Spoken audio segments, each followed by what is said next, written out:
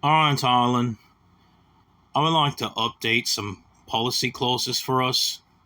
And this is something that's been fascinatingly pointed out because we're dealing right now with a block of five nations, right? Brazil, Russia, India, China, South Africa, that has the formation of BRICS.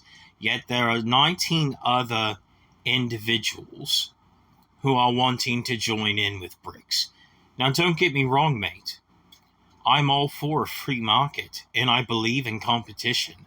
I think it's a great thing for individuals across the planet to be able to access other blocks if they choose to for their own individual markets because it increases competition and it allows us to begin trying to make more money with more ingenuity and more development deals and more ideas for advancement across this planet.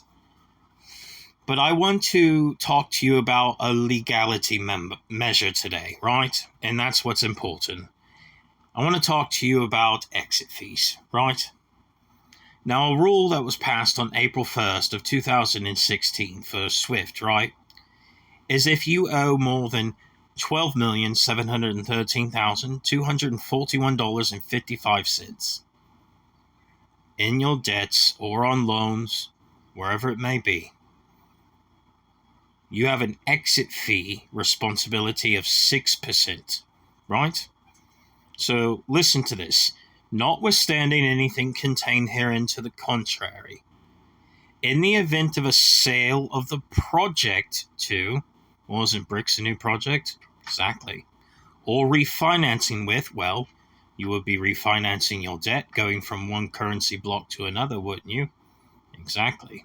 A third party, well, you're transferring from point A to point B over to point C, right? And you have lawyers and bankers that operate as a third party that will be transferring you from SWIFT over to BRICS, right?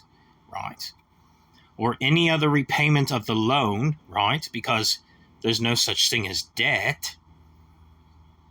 Again, when you have fiat, it is a loan you have to make a repayment upon, right? A sale or a recapitalization, so you're selling off your contractual obligations with SWIFT going over to BRICS for a recapitalization. You see what I'm telling you now? A borrower shall pay to a lender at an exit fee that is equal to 6% cumulative compounded interest from the closing date through the date of such sale recapitalization or any funded portion of $12,713,241.55. So if your minimal amount is that, you are still responsible for this 6%. The loan amount in the event of such sale recapitalization occurs prior to April 1st, 2016. So this is going back to 2016 going forward that this was instituted, right? So again, calculations of what you had on your books from the time of the first bankruptcy, a couple months after it, going forward, you are still responsible for a payment of 6% cumulative. Now, if you recall, the bankruptcy was filed officially in January of 2016, and it ended in January of 2023. So all of that debt that you thought was discharged, even if you think that you're going to be leaving behind the SWIFT financial network, you are still responsible for a payment of 6% cumulative non-compounded interest from the closing date through the date of such sale and recapitalization on any funded portion of the $12,713,241.55. The closing date, you mean the beginning of the bankruptcy, right? Right. to the recapitalization to coming out of the bankruptcy? Right. So all that debt from 2016 to 2023 that we addressed during the bankruptcy that I busted my ass and worked hard to pay off, you want to leave now that I fixed everything? Well, you're still going to have to pay 6% to exit your contract. You understand?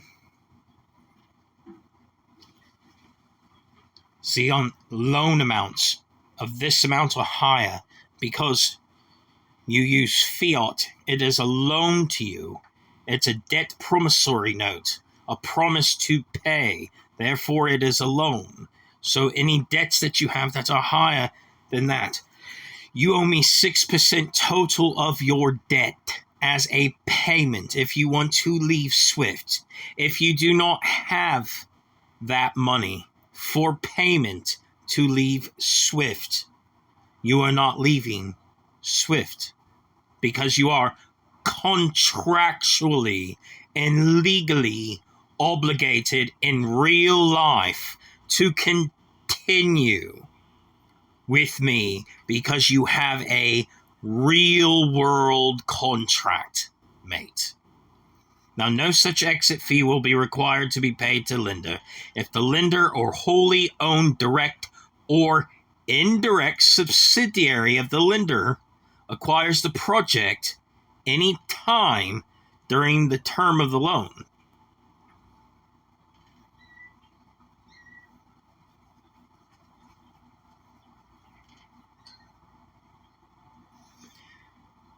So basically, if SWIFT was an investor in BRICS, that would nullify your exit fee. But SWIFT is not an investor in BRICS, so you don't have that exit out. No such exit fee will be required if to be paid to the lender, right, which is SWIFT. If the lender or wholly owned direct or indirect subsidiary of the lender acquires the project, which is BRICS, any time during the term of the loan. So if SWIFT invested into BRICS, it nullifies your 6% exit fee. But SWIFT is not invested in BRICS. Therefore, your 6% exit fee is not nullified. So if you want to join BRICS, you need to pay up 6% across the board. And this is contractual obligations going forward for all of you little weasels who think you're just going to go and join BRICS and say fuck you to my legacy financial system. Now it's time for me to begin punishing you with my big boot. Pay debts.